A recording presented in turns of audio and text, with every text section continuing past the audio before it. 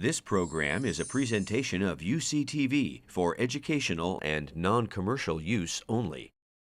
Check out our YouTube original channel, UCTV Prime, at youtube.com/UCTV Prime. Subscribe today to get new programs every week.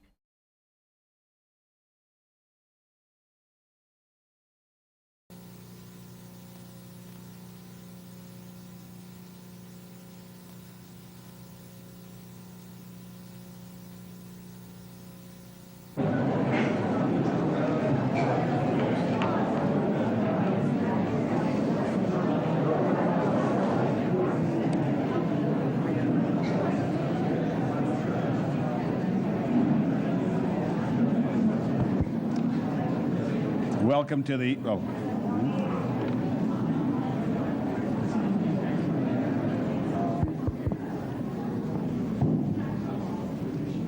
you hear me?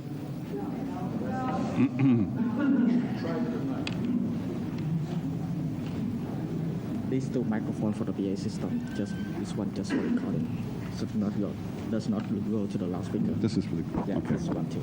Now can everyone hear me? Okay. Welcome to the Jefferson Lectures. My name is Leon Litwack. I'm in the Department of History at Berkeley. The Jefferson Memorial Fund was established in 1944 under the will of Elizabeth Bonestell, in the name of herself and her husband Cutler Bonestell, for the support of the Jefferson Memorial Lectures given by invited scholars on subjects appropriate to the study and promotion of American democracy. The members of the Jefferson Lectures Committee, Professor Thomas Leonard, Journalism Chair, Professor Robin Einhorn, the History Department, Professor Robert Kagan, Political Science, Professor Nelson Polsby, Political Science, Professor Harry Scheiber, Law. The 1998 Jefferson Lecture is Eric Foner on the origins of American freedom. We've known each other for some 35 plus years. I valued Eric as a friend and colleague. When I first met him, I was curious about meeting Philip Foner's nephew.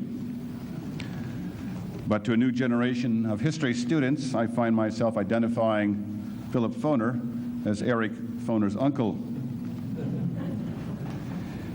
Eric Foner is DeWitt Clinton Professor of American History at Columbia University. He was born in New York City, was educated in the public schools in Long Island and at Columbia University, where he completed his PhD under the direction of Richard Hofstadter. He's also visited a number of institutions, including Cambridge, England, where he was the Pitt Professor, Oxford, England, where he served as the Harmsworth Professor of American History, Moscow State University, where he was a Fulbright Professor, and in 1979, University of California at Berkeley, where he distinguished himself in the classroom and on the softball diamond. A solid .450 power hitter and a flawless outfielder. Eric Foner has profoundly influenced the ways in which we think about American history.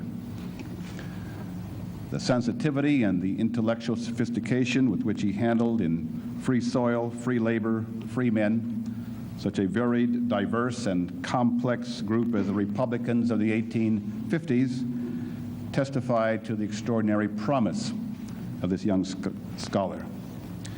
1976 was an appropriate year for his second book, Tom Paine and Revolutionary America. With the publication of Nothing But Freedom and Reconstruction, America's Unfinished Revolution, he gave us two pivotal and compelling works on emancipation and the unique experiment in biracial democratic government in the post-Civil War South. At the outset of that project, Foner envisioned a synthesis which would incorporate the then fragmented social, economic, political, and intellectual components of Reconstruction At the same time, placed black Southerners at the center of this critical historical drama. He succeeded admirably.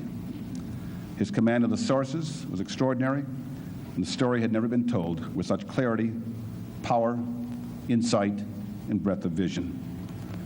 Foner's conclusion that Reconstruction transformed the lives and aspirations of black Southerners, as he said, in ways unmeasurable by statistics and in realms far beyond the realm of the law, has never been more persuasively argued or more fully documented.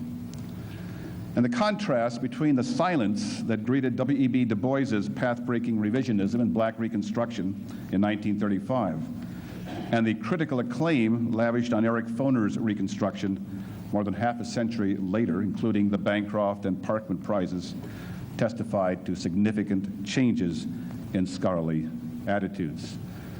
Indeed, as I recall, both Eric and I, in many ways, came to emancipation and Reconstruction from the same source. As kids, we read Howard Fast's Freedom Road. Eric Foner, and I'd like to emphasize this point, Eric Foner cares deeply about how we conceptualize the past and about how we teach and communicate history to a larger public. He writes frequently for a variety of publications on a number of subjects, and I am constantly impressed with the quality, indeed the quantity, of his public work. Not only his major books, but the articles, the reviews, the op-ed pieces he manages to turn out. He's in fact tireless in his efforts not only to bring history to a larger public, but to make certain the history the public reads and views on the screen is accurate and compelling. That might mean calling attention to the New York Times' abuse of the term carpetbagger. It might mean correcting President Reagan on his comparison of the Nicaraguan Contras to our founding fathers.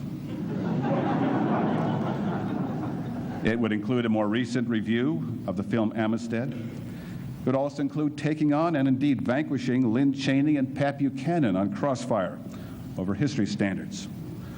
Or curating two extraordinary museum exhibits, A House Divided, America in the Age of Lincoln at the Chicago Historical Society, and America's Reconstruction, a traveling exhibition originating at the Virginia Historical Society.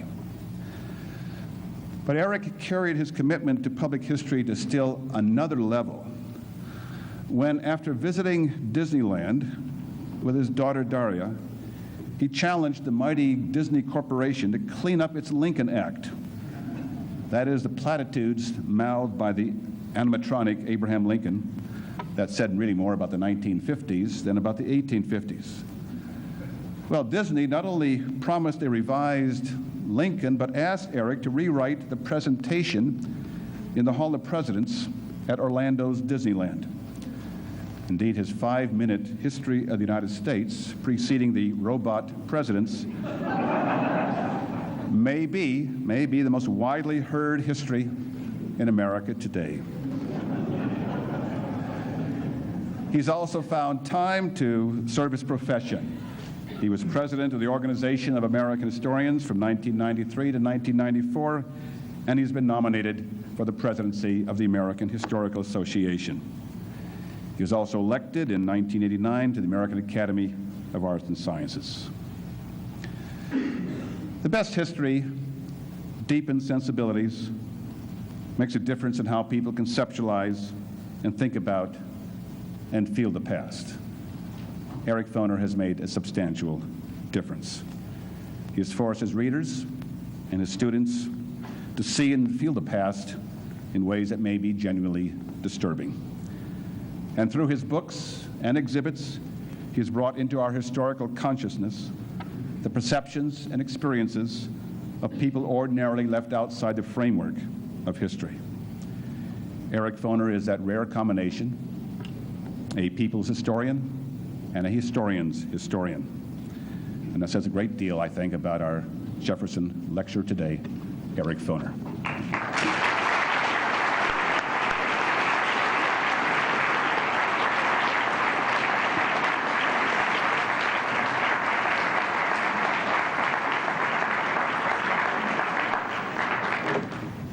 Well, thank you very much. It's a great pleasure to be back here at Berkeley, because as Leon said, I did teach here as a visiting professor quite a while ago. It's a pleasure to be introduced by my good friend Leon Litwack, and I hope you can take some of what he said with a bit of a grain of salt, especially my batting average. And it's a great honor to be invited here to give this very distinguished, to be part of this very distinguished series of Jefferson lectures. And I want to thank those who invited me here, Tom Leonard and the others on the committee, and people in the Dean's office, Ms. Malongo and others who have arranged my visit. So it's a great pleasure to be here. I will talk, but after my lecture, I'd be delighted for a while to answer any questions or hear any comments anyone may say. But before I begin, I should just, I'll let you in on a little secret, which has something to do with these Jefferson lectures, as long as you promise not to tell anybody. As Leon mentioned, I am going to be, I was nominated to run for president of the American Historical Association, which election will take place in the fall. Leon and I have both been president of the Organization of American Historians. That group operates on the very pleasant principle that there's only one candidate for president. So both of us won in landslides. The AHA has this quaint habit of thinking there should be a choice for president. And the secret is that the candidate I'll be running against is the other Jefferson lecturer who will be here 3 weeks from now, Gordon Wood. So you will have a chance, so to speak, to have a kind of a Lincoln-Douglas debate between the two of us at 3 weeks apart. Although actually I think Gordon and I share many more ideas in common than Lincoln and Douglas did back in the 1850s. But my subject today is the origins of American freedom. And as Americans, we all know that there is no idea more fundamental to our sense of ourselves as individuals and as a nation than freedom. The ideal of freedom is deeply embedded in the documentary record of our history and the language of our everyday life. The Declaration of Independence lists liberty among mankind's inalienable rights. The Constitution's purpose is to secure the blessings of liberty. The United States fought the Civil War to bring about a new birth of freedom. It fought World War II for the 4 freedoms. It fought the Cold War to defend the free world. And Americans' love of liberty has been represented throughout our history by liberty poles, liberty caps, statues of liberty. It's been acted out by burning stamps and burning draft cards, running away from slavery, and demonstrating for the right to vote. Ralph Bunche, the great educator and statesman, wrote in 1940, he said, "Every man in the street, white, black, red, or yellow, knows that this is the land of the free and the cradle of liberty." Freedom has also provided the most popular master narrative for accounts of our past, from textbooks with titles like Land of the Free to multi-volume accounts of the unfolding of the idea of freedom on the North American continent. Our story, declared the cultural critic Alan Bloom, is the majestic and triumphant march of 2 principles, freedom and equality. Now, works based on that theme, while valuable in situating the idea of freedom in historical experience, too often tend to give it a fixed definition and then trace how this has been worked out over time. Generally, they ground our American freedom in ideas that have not changed essentially since the ancient world, or in forms of constitutional government and civil and political liberty inherited from England and institutionalized by the Founding Fathers. In effect, these historians drop a plumb line into the past, seeking the origins of one or another current definition of freedom, while excluding numerous meanings that don't seem to meet the predetermined criteria. This approach too often fails to recognize how dissenting voices and rejected positions and disparaged theories have also played a crucial role in shaping the meaning of freedom in this country. Now, my talk today derives from a forthcoming book that I that will be published in the fall, called The Story of American Freedom. And my literary agent would be quite annoyed if I didn't add, everyone should go out and buy this book when it appears. This is a history of the idea of freedom in the United States from the Revolution to the present, right up to the internet and what freedom means there. In that book, in this book, the history of what the historian Carl Becker called this magic but elusive word, freedom, is not a set of timeless categories or an evolutionary narrative toward a preordained goal, but a history of debates, disagreements, and social conflicts. Rather than seeing freedom as a fixed or predetermined concept, I view it as what philosophers call, quote, an essentially contested idea. That is, one that by its very nature is the subject of profound disagreement. Now, freedom is the oldest of our cliches and the most modern of aspirations. At various times in our history, it has served as a justification for the status quo and as a protest ideal. Freedom helps to bind our culture together. Everybody here believes in freedom, and exposes the contradictions between what America claims to be and what it actually is. My approach to the history of freedom centers on three interrelated topics or themes. The first is the debates and battles over the meaning of freedom, what people actually understand it to mean. The second is disagreements over the social conditions of freedom. That is, what institutions, what conditions need to exist to make freedom possible.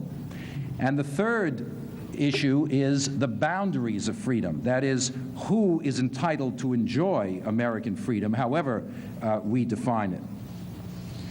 Now, as Leon indicated a little bit, freedom and struggles to define its meaning have long been central to my own work as a historian. My first published article, and Leon didn't mention because this is going back so long, but I was recalling to him that when I was an undergraduate, I wrote a letter to Professor Litwack when his first book had appeared, asking for some advice on seeking sources, and he very generously replied. This was back in 1962. This led eventually to my first published article, which concerned the Free Soil Party. And three of my previous books have had the word free or freedom in the titles. But this project, The Story of American Freedom, has the effect of moving much of my research into the 20th century, which I have heretofore ignored. I do this reluctantly because I don't approve of the 20th century. But now that the 20th century is nearly as long as the 19th century was, I feel I probably ought to take notice of it. The story of American freedom has a rich and varied cast of characters, from Thomas Jefferson to Victoria Woodhull, from Franklin D. Roosevelt to former slaves seeking to breathe substantive meaning into emancipation after the Civil War. Today, however, in keeping with the title of these lectures, I will focus on the era of the American Revolution, when freedom took on many elements of its distinctively American definition. And many elements of what I talk about of this story will be familiar, I think, but I hope that viewing them with freedom as the central concern will illuminate this history in new and interesting ways. So, American freedom was born in revolution, the American Revolution. During the struggle for independence, inherited ideas about liberty were transformed and new ones emerged, and the definition of those entitled to enjoy what the Constitution calls the blessings of liberty, those boundaries were challenged and extended. The revolution bequeathed to future generations an enduring but contradictory legacy. Its vision of the new nation as an asylum for freedom in a world overrun by oppression resonates in our culture down to this day. But the United States, a nation conceived in liberty, harbored, as we know, a rapidly growing slave population, thus belying the Founding Fathers' confident affirmation of freedom as a universal human birthright. Freedom was guaranteed to many Americans and cruelly denied to many others. Now, liberty or freedom, and I should say in our language, liberty and freedom are interchangeable. To preempt a question which I'm always asked when I talk about this, they mean the same thing in American English. In some other languages they don't, but I use liberty and freedom interchangeably. Liberty did not suddenly enter the American vocabulary, of course, in 1776. In fact, few words were as ubiquitous in the transatlantic political discourse of the 18th century. Colonial America was heir to many different understandings of liberty. But today I want to focus on one element of 18th century political culture in both the colonies and Great Britain, the tradition of what was called the free-born Englishman. Belief in freedom as the common heritage of all Britons and those in the British Empire, like the American colonists, and Britain as the world's sole repository of liberty had helped to legitimate the colonization of North America in the first place. Eventually, it served to cast imperial wars between Catholic France and Spain and Protestant Britain as struggles between liberty and tyranny. British freedom celebrated the rule of law, the right to live under legislation to which one's community had consented, and restraints on the arbitrary exercise of political authority. But British freedom was anything but universal. It was nationalist, it was xenophobic, it was anti-Catholic, and it viewed nearly every other nation in the world as enslaved, whether to tyranny or barbarism or popery. Britain saw, and it didn't apply to everybody, Britons saw no contradiction between proclaiming themselves citizens of a land of freedom while British ships were transporting millions of Africans to bondage in the New World. The popular song Rule Britannica said, "Britons never, never, never, never will be slaves." It didn't say that Britons couldn't own slaves. And indeed, for most of the 18th century, nobody in Britain seemed to think that Africans were entitled to the rights of Englishmen. Nor was British freedom incompatible with wide gradations in the exercise of liberty at home. Britain was a hierarchical, aristocratic society with a very restricted political nation, that is, those entitled to vote and hold office. Most 18th century commentators assumed that only certain kinds of people were capable of exercising the rights of freedom. And on both sides of the Atlantic, it was an axiom that those who were dependent on someone else, economically or personally, were incapable of participating in the full blessings of British freedom. Those who did not control their own lives ought not to have a say in governing the state. Political freedom, in other words, required economic independence. This was a widely shared view, and of course it led to property qualifications for voting.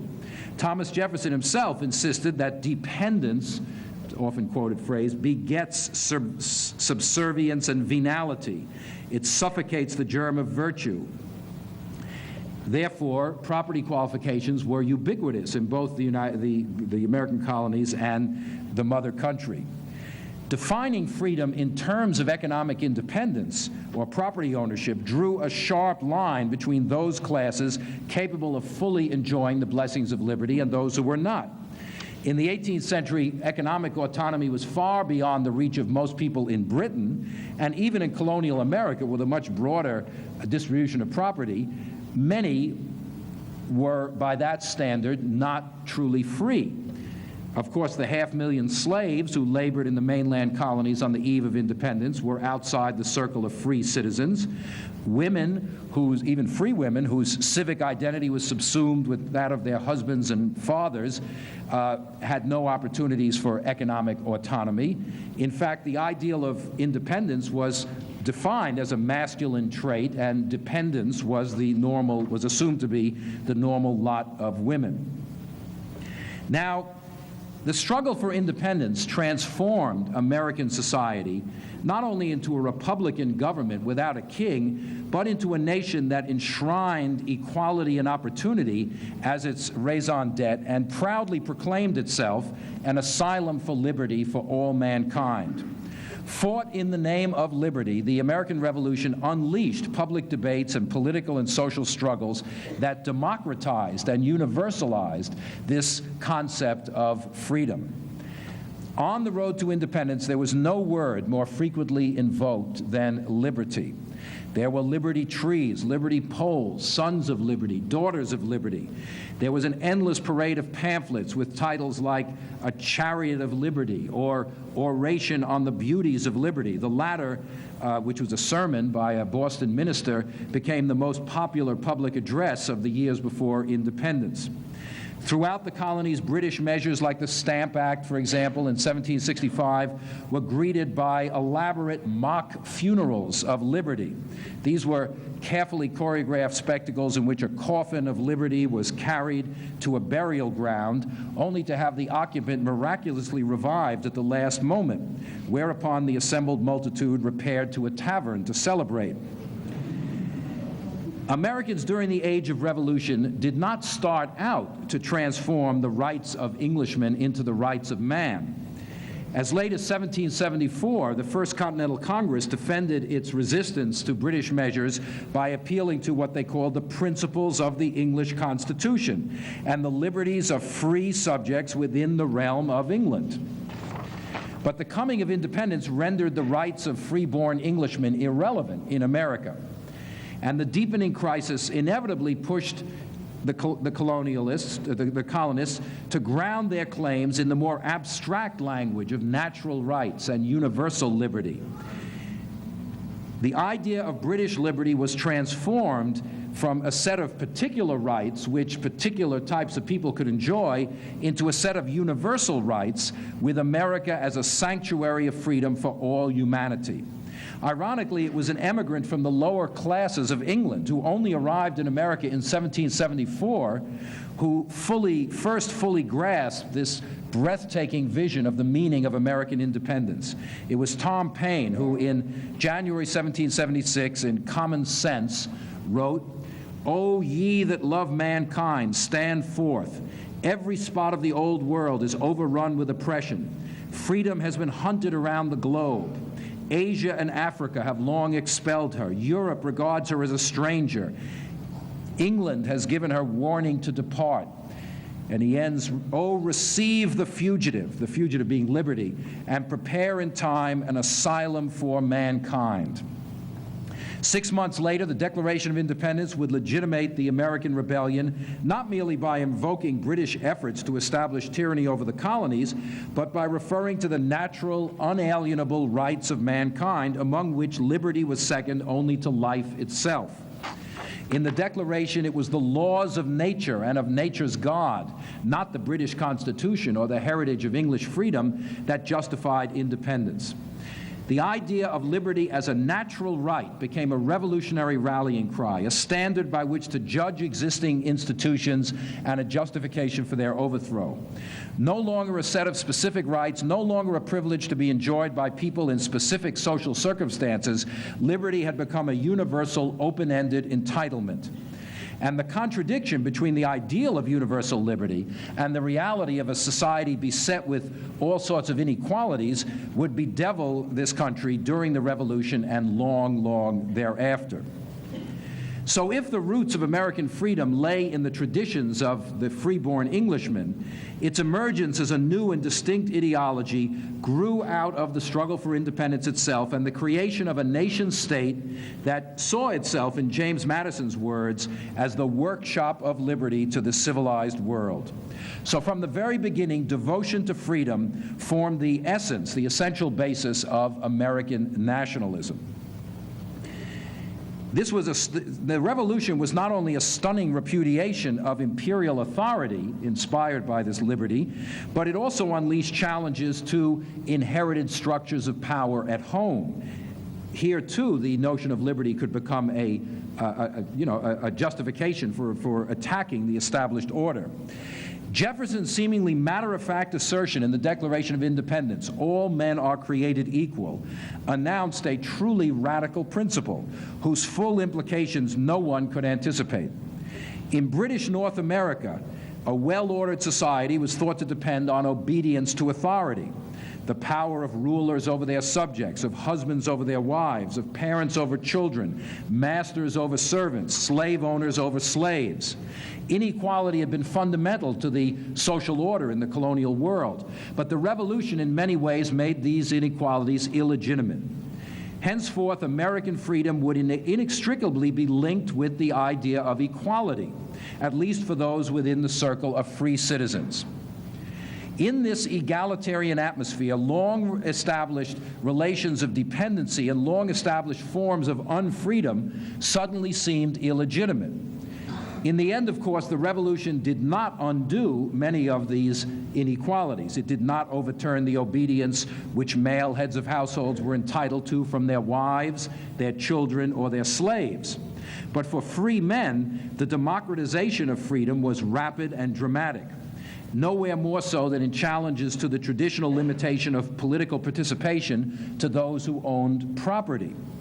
Throughout the colonies, elections became freewheeling discussions of the fundamentals of government, in which annual elections, universal manhood suffrage, religious toleration, even the abolition of slavery were debated not only by the educated elite, but by artisans, small farmers, laborers, now emerging as a self-conscious element in politics. The struggle for independence galvanized participation by hundreds of thousands of those previously outside the political nation. Every poor man, claimed a Maryland writer, has a life, a personal liberty, and a right to his earnings. Therefore, voting should be a universal entitlement, not a privilege. The suffrage, he said, was a right essential to and inseparable from freedom. Property and political freedom continued to be linked for a good while.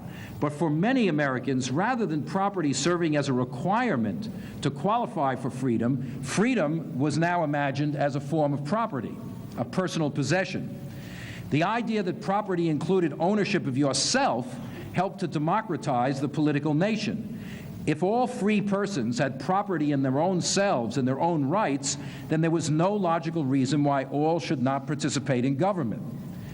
So the debate over the suffrage, of course, continued for decades, and the process of democratization did not run its course for white men until the age of Jackson, and for women and non-whites much longer. But even during the Revolution, this process had a profound effect on the prevailing definitions of freedom. In the popular language of American culture, if not in law, freedom and the right to vote had become interchangeable. Henceforth, political freedom meant an individual's right to participate in government, to participate in voting. Now, in economic as well as political affairs, the Revolution redrew the boundary between the free and the unfree. In colonial America, slavery was one less than free system among others. In the generation after independence, with the rapid decline of indentured servitude and apprenticeship and the transformation of paid domestic service into an occupation for women, these halfway houses between slavery and freedom disappeared, at least for white men. Americans of the Revolutionary era therefore had to probe not only the definition of freedom, but the means for its preservation, what I call the social conditions that make freedom possible, the economic meaning of freedom. When Jefferson substituted the pursuit of happiness for property in the familiar Lockean triad, life, liberty, and property, life, liberty, and the pursuit of happiness, that opened the Declaration of Independence, he tied the new nation's star to an open-ended democratic process by which individuals develop their own potential and seek to realize their own life goals. Individual self-fulfillment would become a central element of American freedom.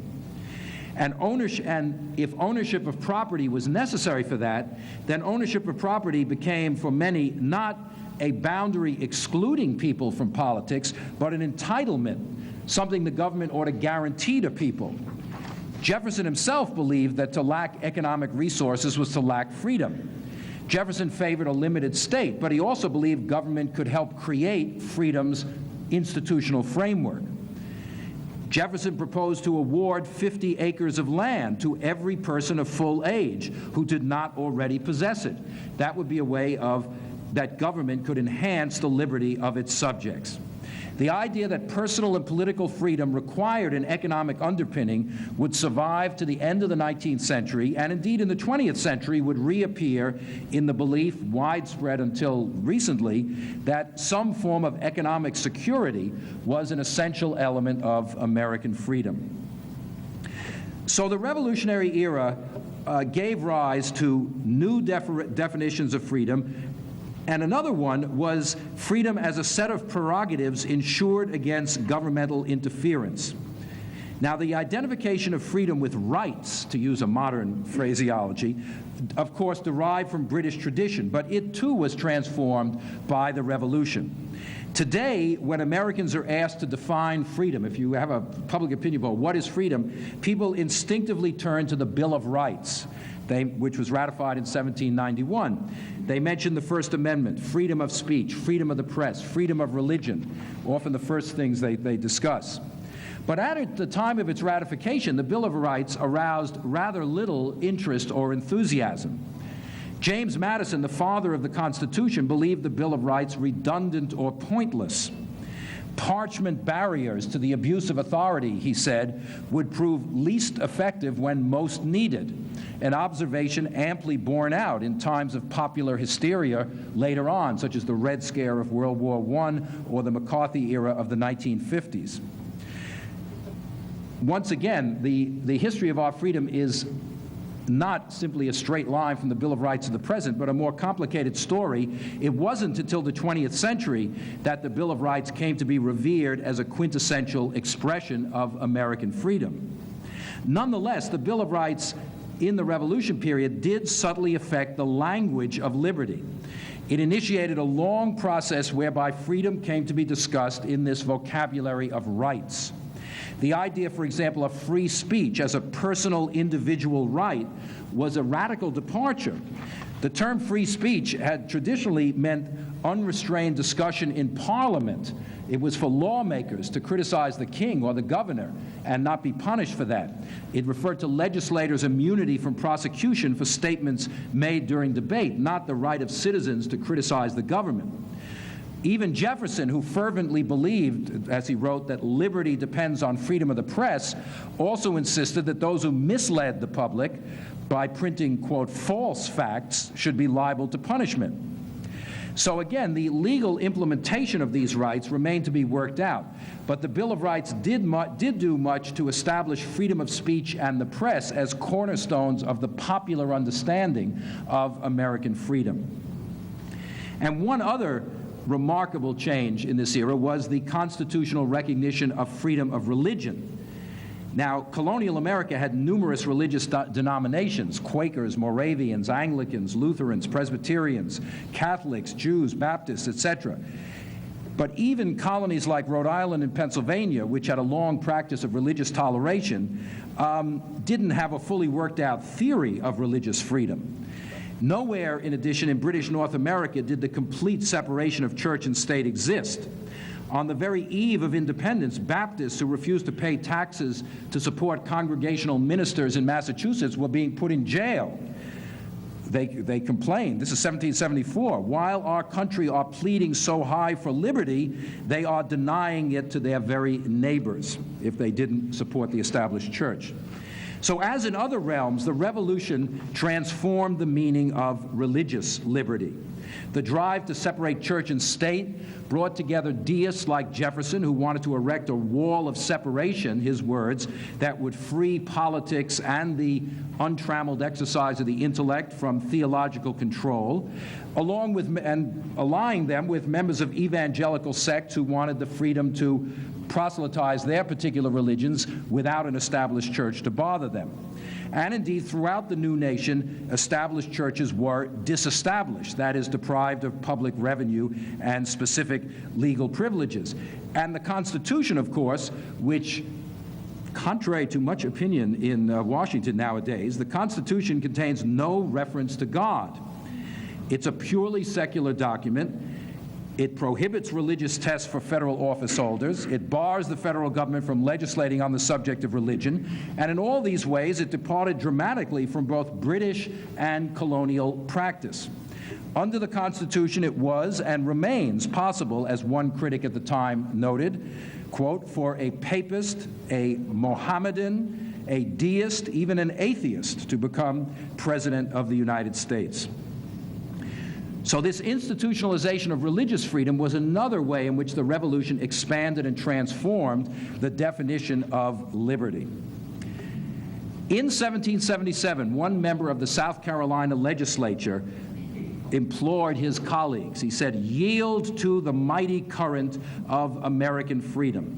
And this current, as I've been arguing, swept away not only British authority, but the principle of hereditary rule, established churches, old limits to the political nation, and long-standing forms of inequality. But of course, in one critical area, the tide of freedom encountered an obstacle that did not yield to its powerful flow. Freedom's antithesis, slavery, emerged from the Revolution more firmly entrenched than ever in American life. And the rest of my talk is to try to explain how and why that happened.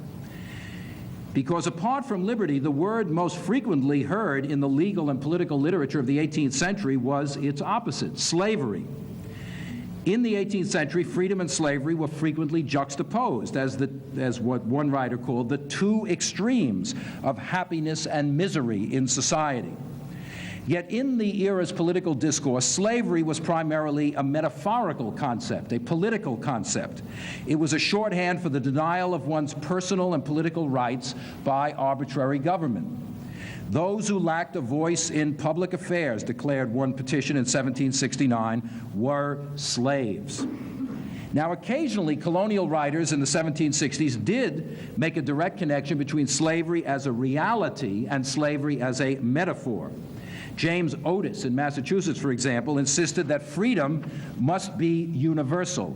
"What man is or ever was free," he wrote, "if every man is not?"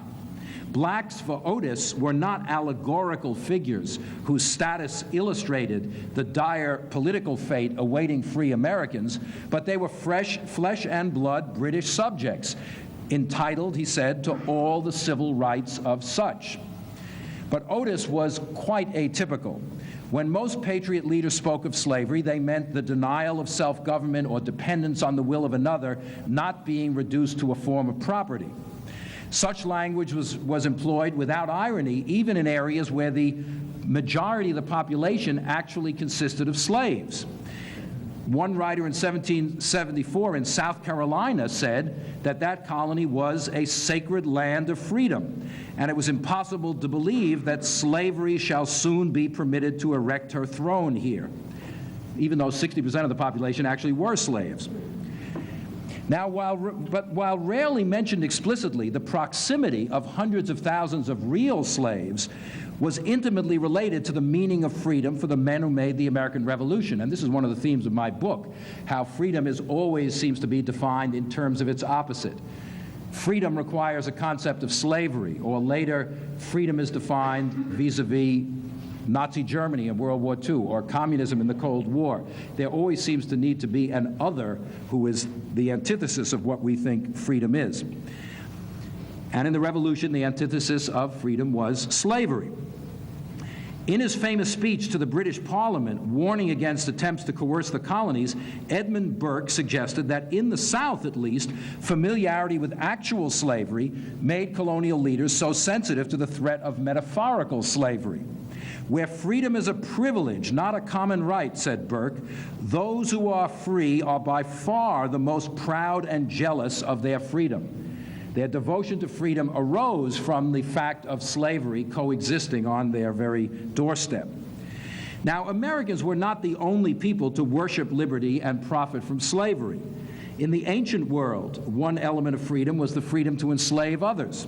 In the 18th century, Britain, France, and Holland, countries where the idea of freedom flourished, were all deeply involved in the Atlantic slave trade.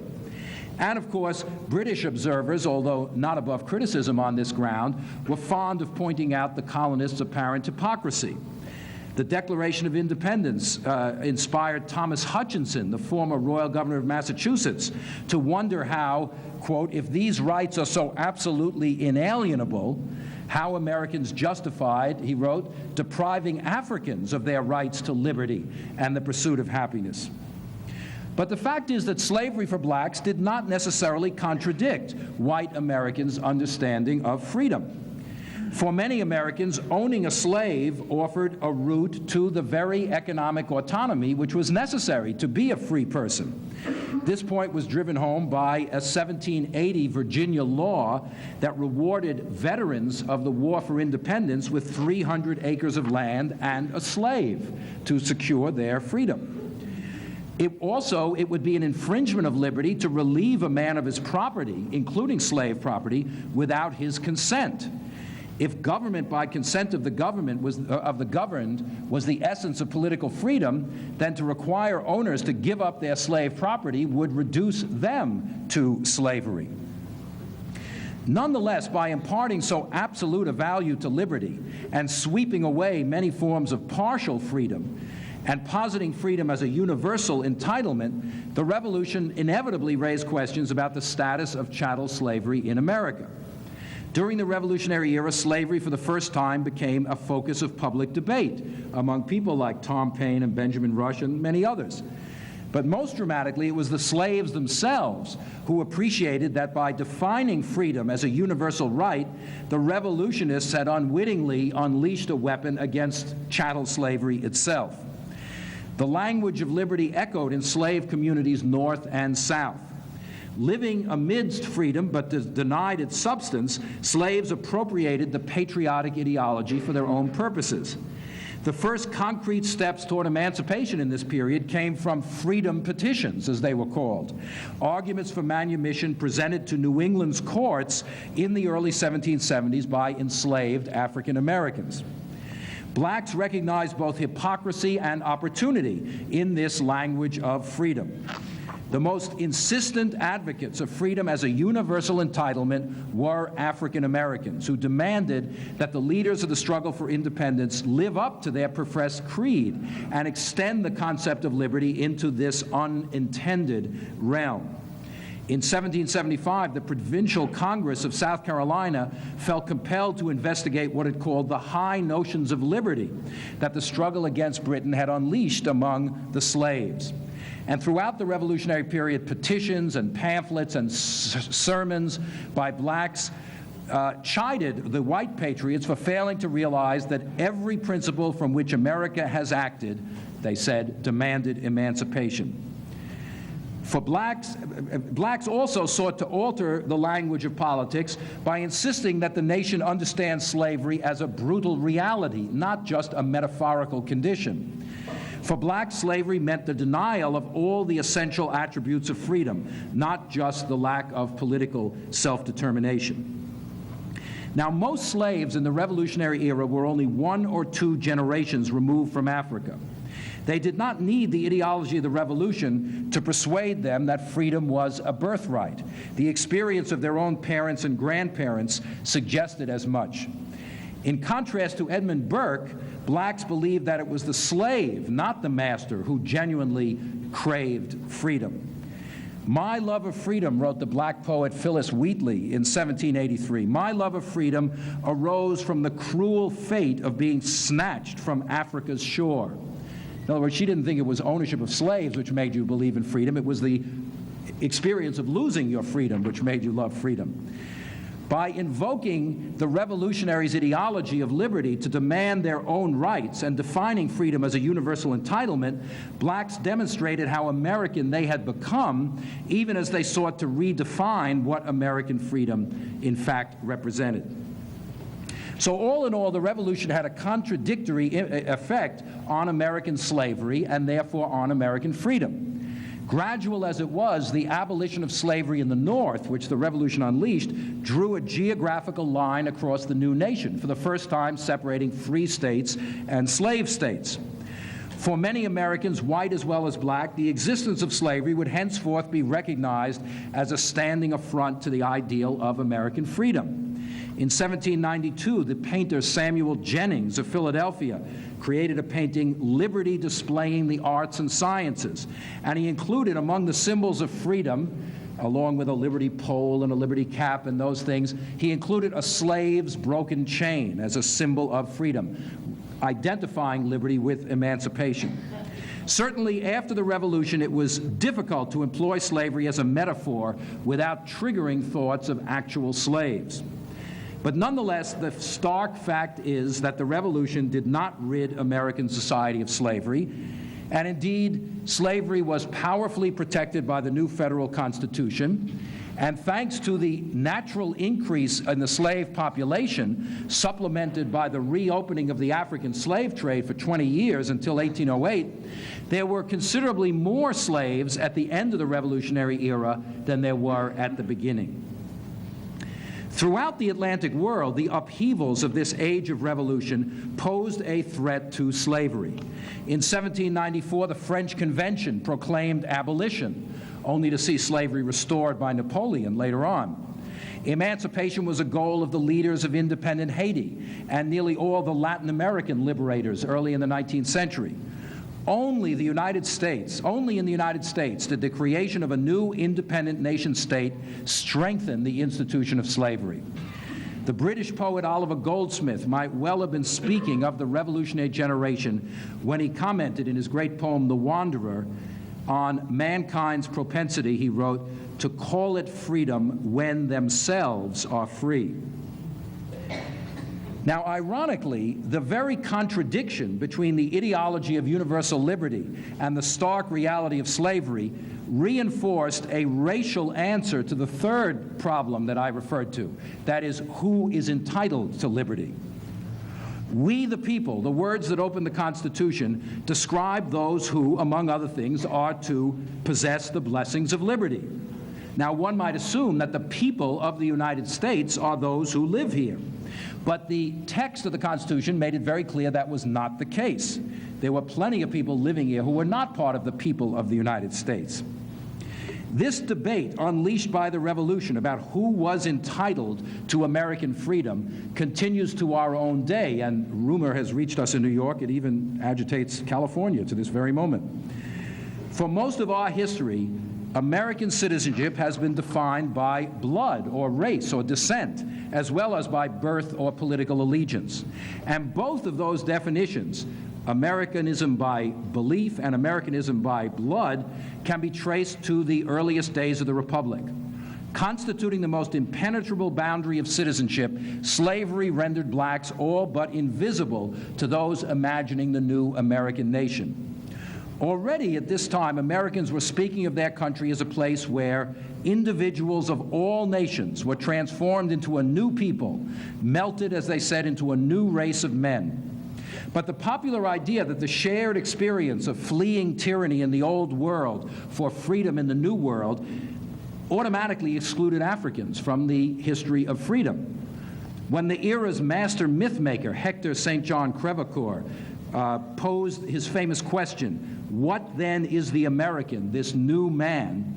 he answered, quote, "He is a mixture of English, Scotch, Irish, French, Dutch, Germans, and Swedes. He is either a European or the descendant of a European." Now, these words were written at a time when fully 1/5 of the population, the highest proportion in our entire history, were Africans or their descendants, not Europeans at all. But slaves, as Edmund Randolph, the nation's first Attorney General, wrote, were not constituent members of our society, and therefore the language of liberty did not apply to them. So did blacks form part of the imagined community of the new republic, to borrow a famous phrase of Benedict Anderson? The evidence is not entirely all in one direction. The North's Emancipation Acts assumed that former slaves would remain in the country, not be colonized abroad, as Jefferson advocated. And during the era of the Revolution, free blacks enjoyed at least some of the legal rights accorded to whites. Most of the new state constitutions, even in places like North Carolina, allowed newly emancipated black men to vote if they could meet property qualifications. But on the other hand, the first Congress, in the Naturalization Act of 1790, offered the first legislative definition of American nationality in trying to determine who could come here from abroad and become an American citizen, another issue which still persists to this day. With no debate, Congress restricted the process of becoming a citizen to, quote, free white persons.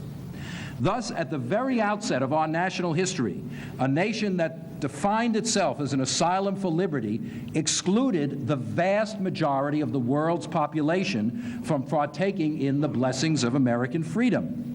For 80 years, only white immigrants could become American citizens. Blacks were added in 1870, but it was not until the 1940s, actually, that persons of Asian origin became eligible for naturalization. Race, which had long constituted one of many different kinds of inequalities in colonial America, now emerged as a justification for the existence of slavery in a land committed to freedom as a natural right. Man's liberty, John Locke had written, flowed from his having reason. To deny liberty to those who were not rational beings was not a contradiction. And increasingly, blacks were viewed as deficient in the qualities that made freedom possible: the capacity for self-control, rational forethought, and devotion to the larger community. These were the characteristics that Jefferson, in his famous comparison of the races in Notes on the State of Virginia, claimed that blacks lacked, partly due to natural incapacity, he thought, and partly due to the fact that the bitter experience of slavery had, quite understandably, he felt, rendered them disloyal to the nation. Jefferson also thought that slavery had a disastrous impact on the morals of whites, since, he wrote, the perpetual exercise of despotic rule over other human beings rendered self-control impossible. But Jefferson did not conclude from this that whites should be barred from citizenship, but he did draw that conclusion about blacks. He believed black Americans should eventually enjoy the natural rights enumerated in the Declaration, but in Africa or the Caribbean, not in the United States. By the 19th century, the idea of innate black inferiority, which was advanced by Jefferson as a suspicion only, he said this in his thing, it's a suspicion, it had matured by the 19th century into a full-fledged racial ideology which would become central to almost any definition of American nationality before the Civil War. So the Revolution bequeathed a contradictory legacy to American history and traditions of American freedom. And nowhere, to conclude, was this more evident than in the millennial year, we're coming up to our own millennium, so we can mention this, the millennial year 1800, when Jefferson rode to election as president under the slogan, "Jefferson and Liberty." Jefferson believed his victory, he called his victory the Revolution of 1800, a vindication of the principles of freedom of speech and conscience against repressive measures such as the Alien and Sedition Acts passed under his predecessor, John Adams. Yet that momentous year also witnessed not only a metaphorical revolution, but an attempted real one, a plot by slaves in Virginia to gain their freedom, Jefferson's own state. Organized by a Virginia blacksmith, Gabriel, and his brother Martin, a slave preacher, the conspirators of 1800 evidently planned to march on the city from surrounding plantations and kill most of the white residents. Like other Virginians, participants in Gabriel's conspiracy spoke the language of liberty, forged in the American Revolution. "We have as much right," said one conspirator, "to fight for our liberty as any men." Another likened himself to George Washington, who had also rebelled against established authority to, quote, "obtain the liberty of his countrymen." This analogy carried the disturbing implication that American officials had now replaced the British as the enemies of liberty. If the Gabriel conspiracy demonstrated anything, George Tucker, a prominent Virginian, commented, it was that slaves possessed the love of freedom as fully as other men. The legislature's response, however, was to tighten controls over the black population and severely restrict opportunities for manumission. Did not closing the door to freedom violate the ideals of the Revolution? "Tell us not of principles," said a Richmond newspaper. "Those principles have been annihilated by the existence of slavery among us." In March of 1776, just a couple of months before the Declaration of Independence, a Boston lawyer, Peter Thatcher, had identified the central dilemma confronting the new nation. Would the rising empire of America, he asked, be an empire of slaves or of free men? By the time the Revolutionary era drew to a close, history had provided the answer. It would be both. And in some ways, we are still living today with the consequences of that fateful outcome. Thank you.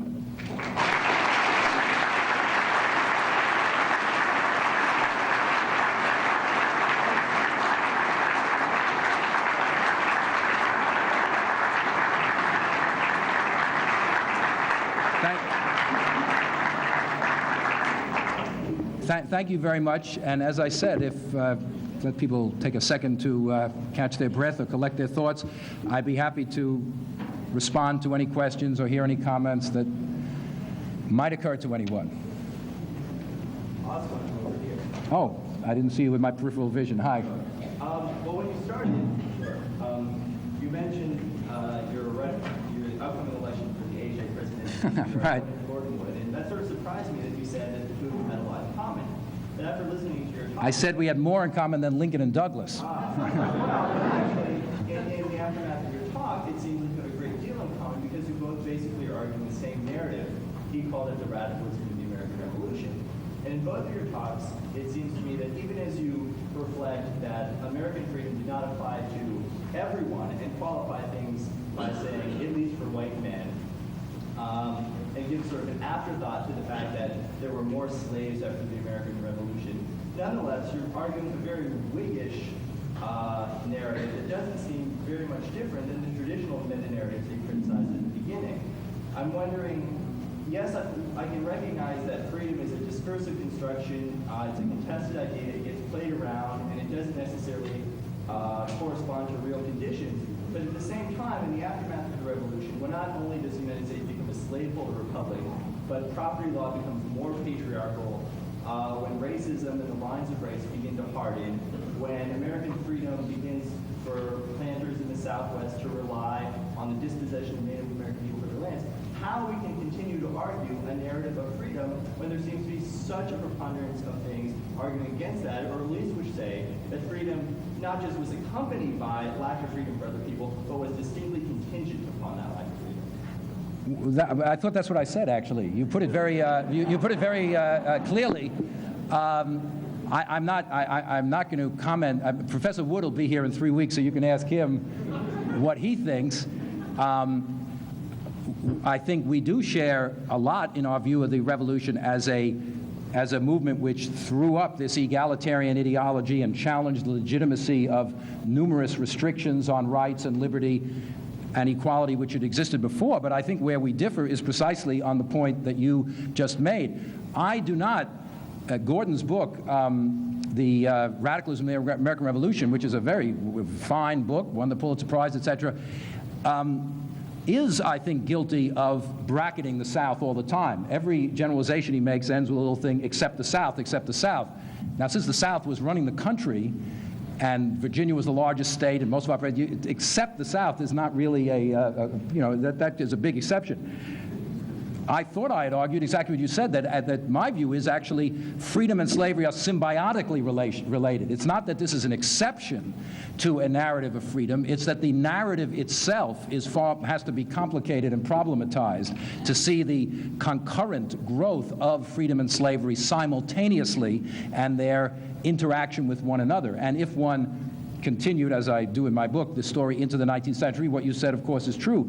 As I said at the end, racism becomes more and more entrenched, which is certainly not a Whiggish view of 19th century history.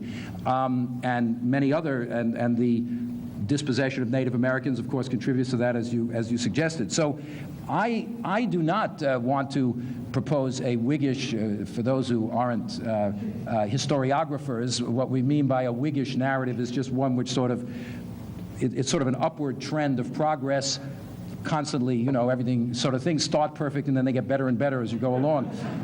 But not at all, not at all.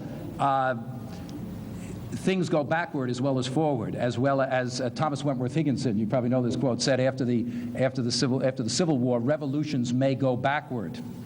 And freedom has gone backward in this country many times, as well as going forward many times also. Also, I don't actually think, and I will stop, because that Gordon would put as much emphasis as I do, let us say, on the slaves themselves pushing forward the notion of freedom. I think his cast of characters is somewhat different. Nonetheless, I don't want to give a campaign speech since I'm running against him, and he's a worthy candidate for president of the AHA. Yes? I'm going to ask a less intellectual question, a more emotional question. I'm a public high school teacher, and I deal with these same themes on a different level with high school students. And to talk about Thomas Jefferson and Madison, and to address some of these same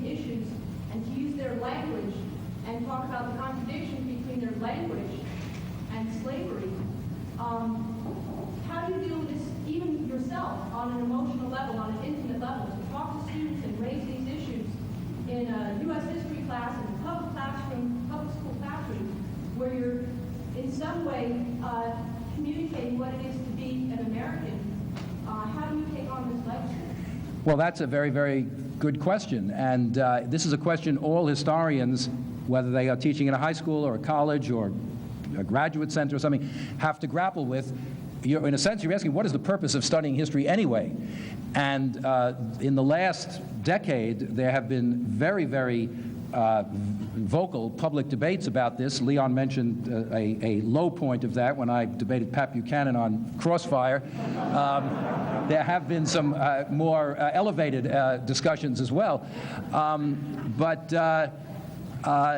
You know, there have been a lot of demands for a more uplifting version of American history.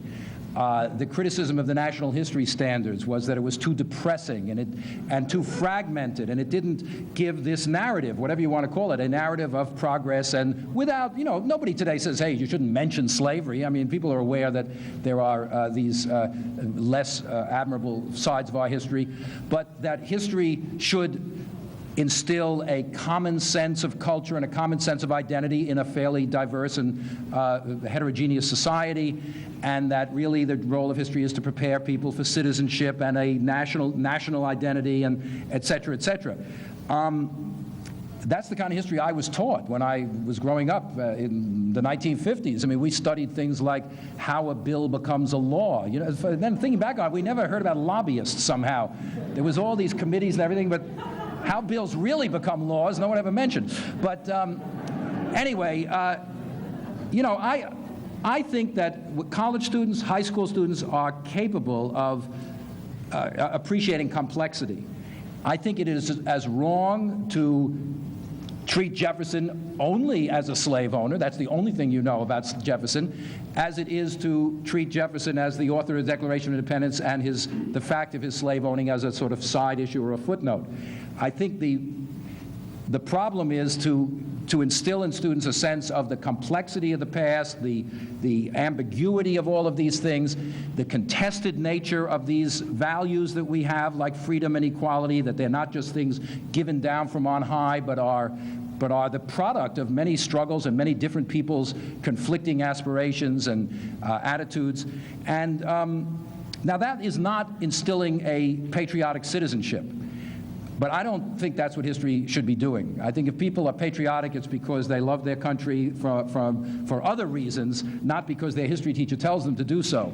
And you know, I know it's not easy. I admire people who teach in high schools immensely. I think you have a much harder job than we do in a college, absolutely. But I don't think our job is to just tell students a pleasant story which will uplift them psychologically and make them into good citizens. I think they will understand the fact that these are two sides of the same story. That's really the key thing. Yes, Sylvia.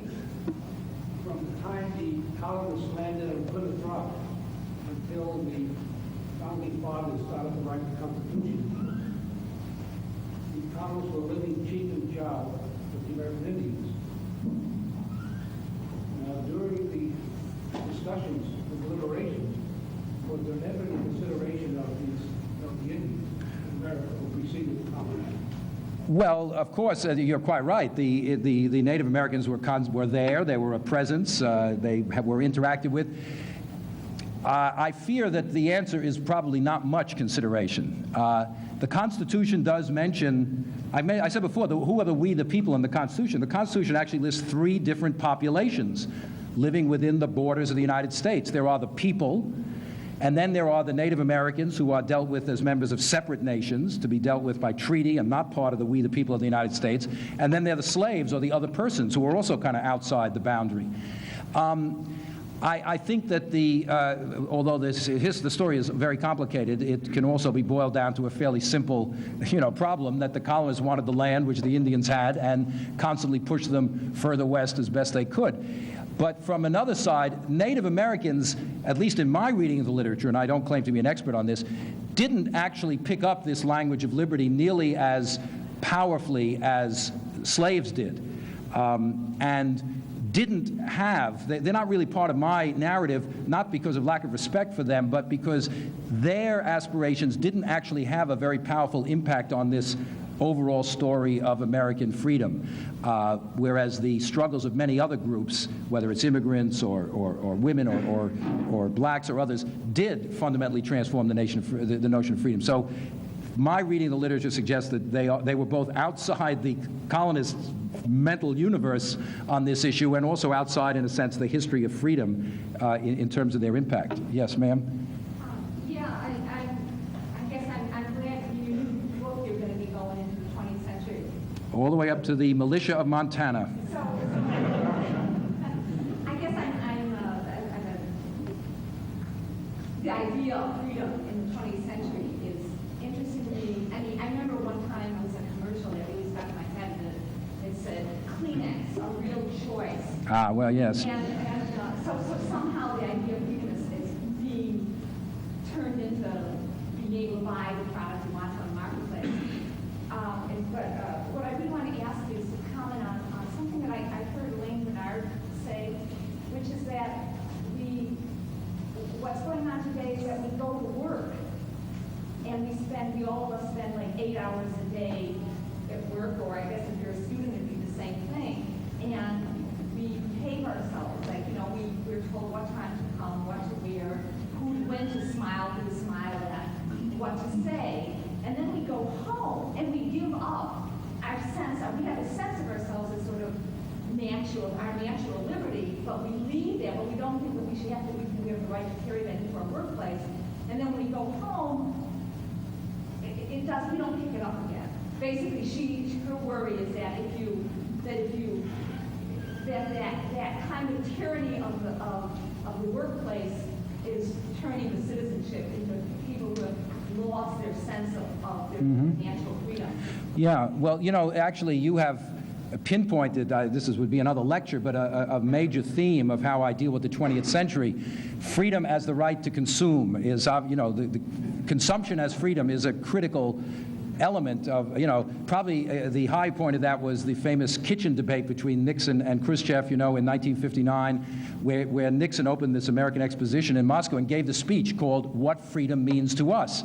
And it was not about the Declaration of Independence or political liberty or anything like that. It was about the fact that there were 56 million cars in the United States and 22 million hi-fi sets, and that's what freedom was, the right to purchase all these things in the marketplace. And then he went on to say, we believe in ideals and the Soviets are materialistic, which seemed kind of weird. But anyway, but you also, the way I would put the second point you made in a somewhat different, the language I would use is that in the 19th century, this is grossly oversimplified, but in the 19th century, this notion of economic freedom or the conditions of freedom was focused on your role in production, owning land, owning a shop. Your work was the way you worked was a measure of freedom, and people who worked for wages were considered not to be fully free.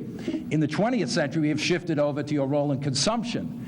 You don't expect to have a role in production anymore. You don't expect to have a say in how the corporation operates or whatever, the bureaucracy, the university, whatever. And your freedom is exercised when you're not at work, in your leisure time, in your weekend, at night. That's where you exercise freedom. So there's been this fundamental shift of the site in which freedom is enjoyed, really. It's a good point. I feel, Geraldine, I feel I'm missing a lot of people, but just being arbitrary. Thank you for the provocation. A couple of questions. One is about the way in which it seems to me this is both really appropriate to California. One is that, to go back to some of your earlier work, the connection between freedom and labor. It's only occurred to me in the last several days that I really believe that current immigration restrictions and regulations of migrant labor are in effect a sort of sneaky end-run reconstruction of two dual systems of labor law. And just a reminder that servitude is always reconstituting itself just the way freedom is, and Right. especially with the agency of law right now here in California. And the other is also, what do we do, we made some reference, what do we do about the fact that the fully free subject is always in the American imagination very life, and that we really have degrees of citizenship day after day Well, I mean, I'm not a big expert on labor law. I know you know more about it than I do. I think this, but the two parts of your question are really related, because the people to whom, the second tier of labor are non-white, basically. Right. So what we do about it is not a question for a historian, it's a question for a citizen, in a sense. You know, I mean, anybody should be concerned with that, whether you're a historian or a banker or a plumber or anything. But one of the themes of my book is exactly your point, how this constant changing of the boundaries of who is entitled to freedom. And it's not, I don't think it's fair to say that it's always racially defined. There have been moments in our history, like Reconstruction or like the Civil Rights era, when there was a tremendous expansion of these boundaries to try to incorporate people who had been previously excluded from these blessings of freedom. And then some of those things become permanent and some of them don't, and then there's a constriction again. But this has been a constant source of battle, and there is, in this whole debate over history, there is a whole demand, which one reads, that we, you know, teach history with this notion of the American creed, the right of all people to the equality and democracy and everything as the center. But you know, unfortunately, the American creed has often been racialized, as you say, and it has never, not never, but for most of our history, the entitlements which go along with whether citizenship or freedom have been racially defined. But the struggle against that is part of the whole history of freedom in this country. The struggle of Asian Americans, particularly on the West Coast, to gain the right to citizenship, for example, not just for those born here, but for those who immigrated. The struggle of Catholic immigrants and to have their own schools and things like that, as well as of racial minorities of one kind or another. This is all part of this story of the history of freedom. So all I can say is read my book. Let me, yes, sir. Also referencing your earlier work, could you comment on the role of the artisanry in terms of, as a catalyst of wars, just as we could see the levelers in England or later the Nazis? In this in this discourse around liberty, you might say the overdetermination of this social force. Yeah, well, I'm sorry, go ahead. Also, as a high school history teacher and English teacher, one of the things that always comes up is you read the original draft, since this is Jefferson, but the original draft of the Declaration of Independence, and the major segment that is edited out vis-a-vis slavery. Could you comment on that? Sure. Well, I'll start with that and then go back. Jefferson included in the original draft of the Declaration of Independence a passage. You know, the Declaration of Independence, after the great principles of the beginning, is a list of charges against King George III of various violations of the colonists' liberty, closing the port of Boston, numerous other things. One of the charges was he, the king, has, I don't know the exact words, but has sort of imposed slavery on an unoffending people, transporting them across the ocean to a tyranny worse than anything suffered. It's very good language about the evil of slavery. It's somewhat disingenuous, some might say, in that it blames King George III for this, whereas it's the colonists themselves who've been importing all these slaves. But the argument is, well, there were certain laws. Virginia did pass a few laws to restrict the bringing in of slaves in the 18th century because there were too many of them, they felt, and the British, to make money on the slave trade, had vetoed those laws. But Jefferson did not believe in slavery. Now, Jefferson was a slave owner who did not believe in slavery. Now, one can take that statement and do whatever you want with it. You can say he's a hypocrite, you can say he's tortured, he's schizophrenic. Jefferson knew that slavery was a violation of the principles he had put down and that the colonists were fighting for. He said in his private writings many times, you know, nothing is more certain than that these people are to be free. It's a fire bell in the night. There's a terrible fate awaiting our country. You know, all these famous writings of Jefferson, which no doubt he believed. He didn't do much of anything to get rid of slavery, hardly anything at all, and he believed that blacks should be colonized out of the country if they were freed. But he included, to put that clause in, even in the form of a criticism of King George III, was certainly a provocative measure, and it was omitted because South Carolina and Georgia objected. and said they would not, their delegates said they would not go along with the Declaration of Independence if that phrase was in there. You can see this acted out in song in the play 1776, if you ever get to see that. But what was the first question? Oh, the artisans. Well, that is a long story, which perhaps we could talk about privately. Artisans, as small craftsmen, played a crucial role in demanding the expansion of political freedom and defining economic freedom as economic independence. And throughout this period, they played a very critical role in challenging limits on freedom as they understood it. Although, the other side of the story is more artisans in places like New York and Philadelphia owned slaves than any other group up until about 1780.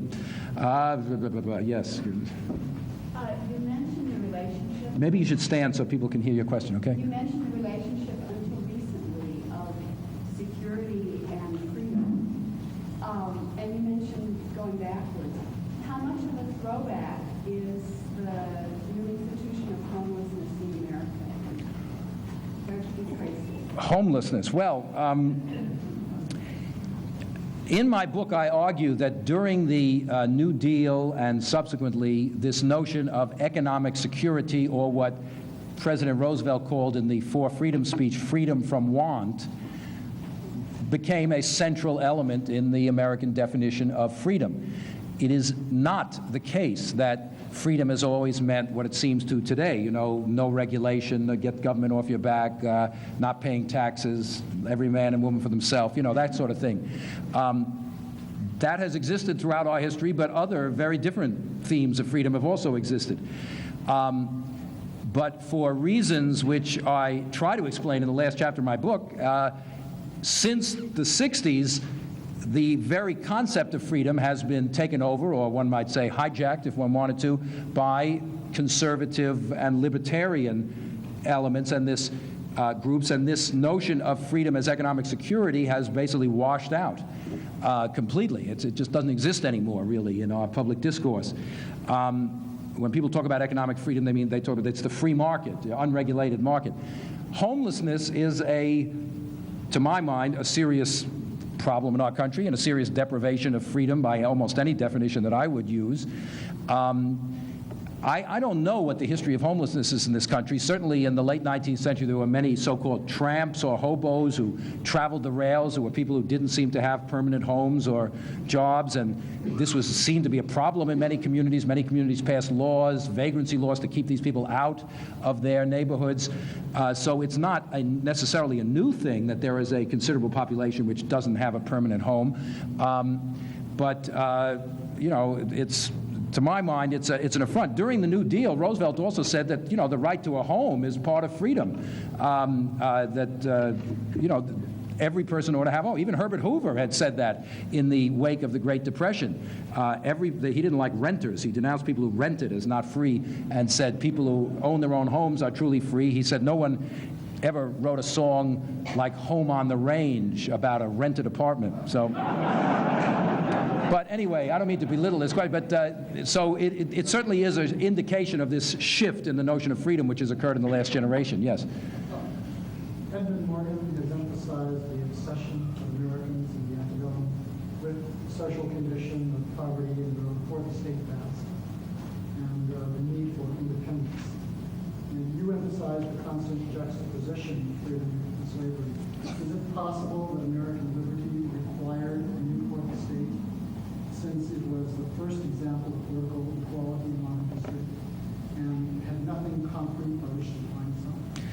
Well, that is Morgan's argument in a way, that in fact he says that Republican freedom, that is a government in which, sort of a democratic government in which the whole population, at least the male portion of the population, has a right to participate in government, he said requires slavery, because if you assume that those without property aren't really fit for, the lower orders are not really fit for this, slavery solves the problem by just eliminating them from the body politic. So if you have in a slave society, people can be free. That is, those who are not slaves can really be free because they don't have to worry about the lower class using political power to seize property or anything like that. Morgan's book, The American Slavery, American Freedom, is a very ingenious book, and it's most influential, one of the most influential books of the last generation. It does have a fairly serious problem, I think, in that it doesn't apply to the North at all. How could people in the northern colonies believe in republicanism and democracy, where they had slavery, but very, very minor, small institution, and where artisans and small laborers were, in fact, enfranchised? And so there, the question of the lower orders was not eliminated, but yet they still seem to believe in independence and republicanism. So Morgan's idea, I think Morgan's argument is true for the South as a description of what happened, but as an argument that you must have that excluded lower class to actually have democracy at all, I think it's not true. It doesn't work in the northern colonies. So I would think it needed to be a little bit reevaluated. Yes, in the corner.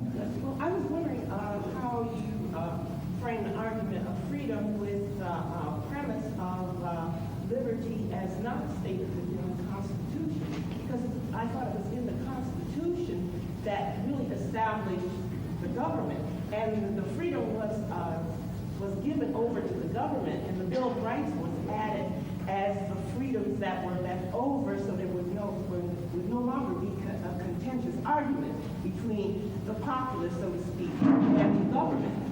Jefferson and Hamilton, all of those were establishing a government based upon the tenets of freedom, and they subscribed black people as property. And that is why black people have such a tremendous definition in the concept of freedom, because they had to define themselves from a non-being into something that was human and natural rights, because the natural rights argument, had I understood it, had actually dissipated by the time of emancipation. So that argument really was not inherent in the black codes and so forth that really were fundamental to establishing the vagrancy laws in this country, came from boundary lines that separated government's priority as being dominant over people that had no rights and were not defined within the constitutional frame. How do you? Well, I mean, it's a good question. You've jumped from the Revolution to the Reconstruction period in one sentence, so it's a little complicated. But yes, all these things are complicated. The Constitution is a very interesting document, and well worth reading. Slavery is certainly embedded and protected in the Constitution. On the other hand, there is no mention of race in the Constitution whatsoever. There is nothing in the Constitution which prevents any state from recognizing the rights of black people, and indeed some states did at that time.